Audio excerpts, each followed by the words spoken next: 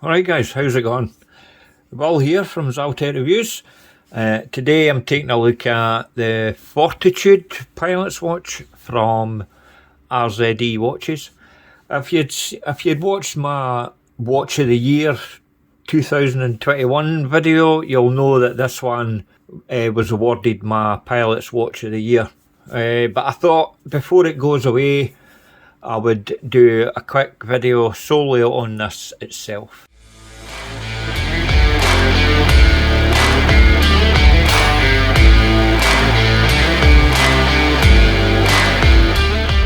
Right guys, let's get into it then. To make this a quick one, because I'm trying to watch the snooker quarter final. Anyway, this is the first pilot's watch that I've looked at anyway that's actually been designed by a pilot. So, couple of bonus points there. Let me start with the packaging, shall we? It's pretty much the same with this one as it is with the rest of the watches that you get from RZE. Outer box, inside you've got, I can get the thing out, nearly swore there, trying not to swear because I'm a good boy. It's like a leather, well, leatherette type pouchy thing. Get a wee screwdriver, the watch lies there obviously, a couple of stickers, polishing cloth and the warranty card. And that's your whack. Oh, you could scan that QR code and that to register your warranty and whatnot. That's enough of that. Let's get into the watch then, shall we? What to start on? The price. Retail price is $599. What did they say on the website? I'll read you this, right?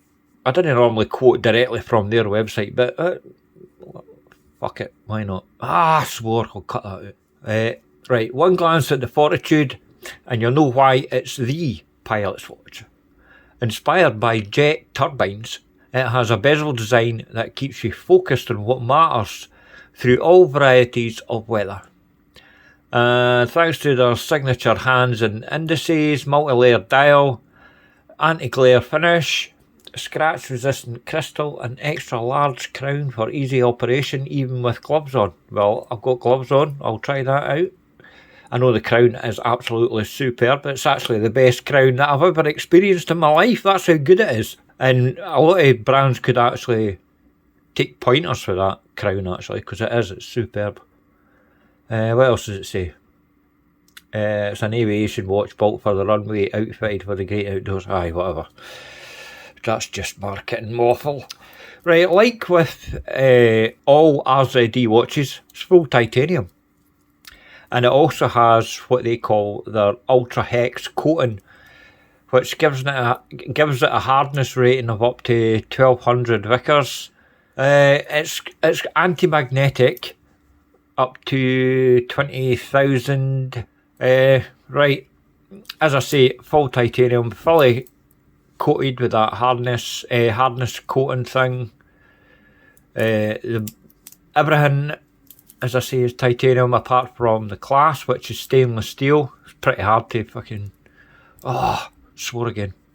It's pretty hard to manufacture this out of titanium. So what they've done is they made it out of stainless steel and gave it a coating so it matches.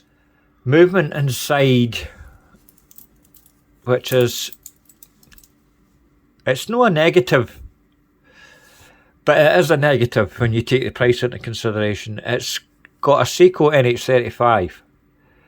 Now, when I say that it's a negative, I mean the watch is that good, it deserves a better movement.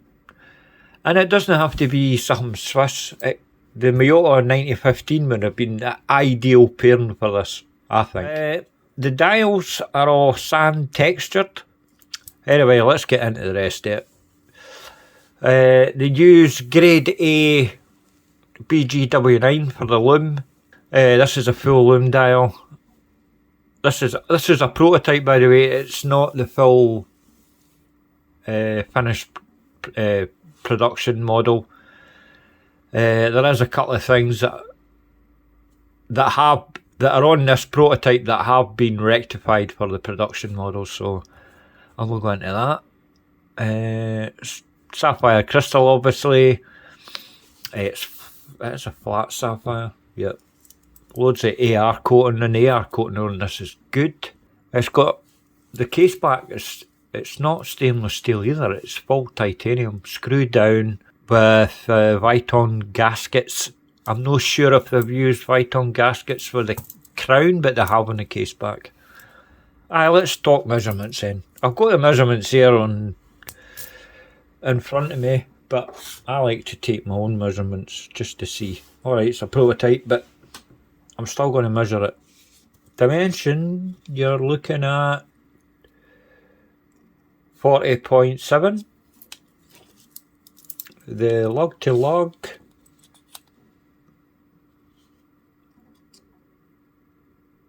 is 47.2.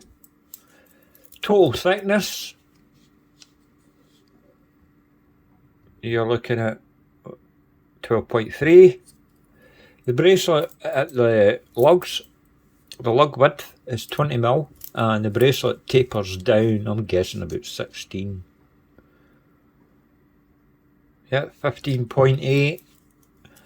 And at the milled clasp, you're looking at 18.6. The size of the crown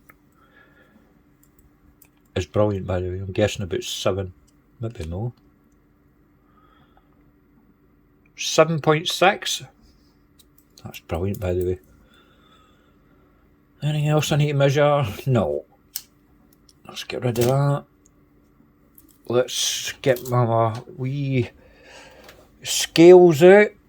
I did put this in the time grapher, by the way, and it came in, alright, it's a prototype, but it was still pretty decent. It came in at plus 6 seconds per day. Can't complain at that. Right, the weight with the bracelet sized up for my 6 3/4 inch wrist, the total weight is 112.3. It's pretty light. Oh, that's titanium. Put that over there. Right, that's all the dimensions done, really. The bracelet on this, oh, put it in a frame, well, for fuck's sake. The bracelet on this is brilliant. You see how you've got, it's a 3-piece design, and it's slightly different. It's like the outer links are like a chevron design, if you know what I mean. Screw pins for adjustment, and they're good quality pins as well. They come out straight away, they go back in straight away, just how it should be. Solid end links, obviously, solid links throughout. Milled clasp. We've all seen this style of clasp before. Good level of micro adjust, 6 holes there in total. Obviously it's signed as well with the wee R logo that you can see there. I have no complaints about the bracelet whatsoever.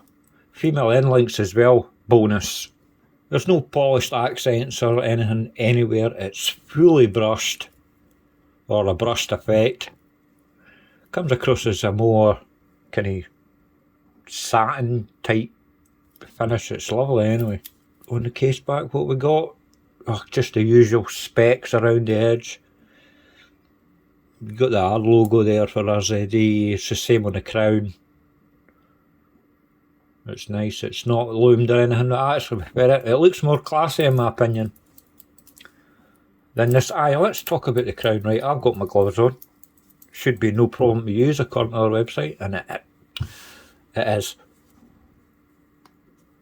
Pop, good, quite amount of pop there as it settled into the first position. And obviously, pull it right out. You could change the time. One click in, you could change the date. You could see there. Oh.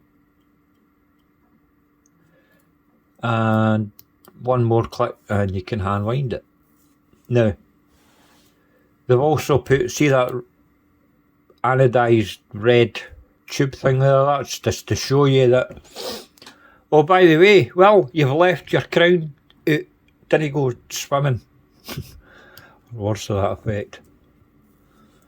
So when you, the action on this is excellent, man. It really is. I really like absolutely everything about this crown. It's nice and big, but without looking stupid. It feels brilliant in use. I can't fault like the crown whatsoever. I can't fault.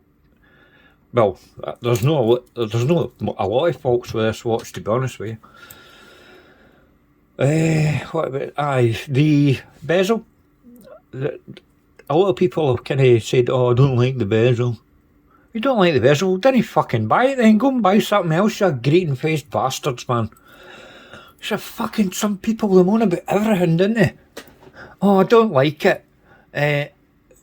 The dials of a shade, 2 octaves, I don't like it. I'm fucking oh, shut up and go and buy something you do like then. So I could rattle on for a while. I just had another thing pop into my head there about some people in the watch community that just complain about everything, or it's a homage to this and that. How? Because it's fucking round and it tells the time. Fuck off. See, I started already and I started swearing like a bastard. Right, back to where I was. Aye, the bezel. I like it. I really do like it. It would look shite if it was polished, I've got to admit. But it's the same finish as the rest of the watch. And I like it. It gives out, rather than just a plain, brushed bezel, it's got a bit of a design to it. I really like it. I think it's one of the great features of this watch. No complaints. And even though it's kind of slanted to replicate, like the turbine thing, it still matches the grip that you've got on the crown. I think it's really well and really nicely designed, all in. I'm really nitpicking here because I really love this watch. I mean, that's why I gave it Pilot's Watch of the Year. If negatives, I will say I do have 2 negatives with this watch. Things that I would change. Well, there's actually 3. The first one being the movement. This watch, at its current price of $599 retail, it's screaming out for the Miyota 9015. I wouldn't have any problem with the second negative if they'd done that, but because this has got an NH35, I know the prices have went up and all the rest of the stuff, but with a 9015 you're getting so much more. It's a slimmer movement, you've still got the date function and all that, plus it's high beat, and I think the high beat of the Miyota 9015 would suit this watch perfectly. It really would. If you do a version 2, Travis is the owner of RZE, by the way. If you do a version 2, Travis, I would certainly put the 9015 in that. And the other negative I've got is I don't like the crosshair in the middle. Take that away. That's it. I mean, I'm really nitpicking. I don't like crosshairs on dials because I reckon it clutters the dial unnecessarily. I know it's a whole Pilot's watch. Oh, I would just put a wee crosshair on there. That'll look a business. Look like a Pilot's watch. No, just get it to fuck. As I say, I like everything else about the watch. I love the date at 6. The logo in that, and obviously the text above the date is printed, but I think the markers in that are. It's just it's hard to tell. Especially looking through this blooming camera. Oh, by the way, this is the last video I'll be doing with this camera. This is my phone. I've got, as I said in one of my previous videos, I've got a Sony camera coming, and it's cost me a fucking fortune, so it better be worth the investment. Anyway, you'll see that in the next video. Well, you'll see the results of the camera. Anyway, as I say, this is still my pilot's watch of the year from 2021. Superb watch. Couple of minor adjustments for the price or the movement, and it's a perfect watch for me. I can't fault it, other than what I've already mentioned. Anyway, that's it for the review. I've not rattled on too much. 18 minutes. By the time I edit it, it'll probably be down to about 15. Right, anyway, thanks for watching, and I'll see you in the next one. Toodles!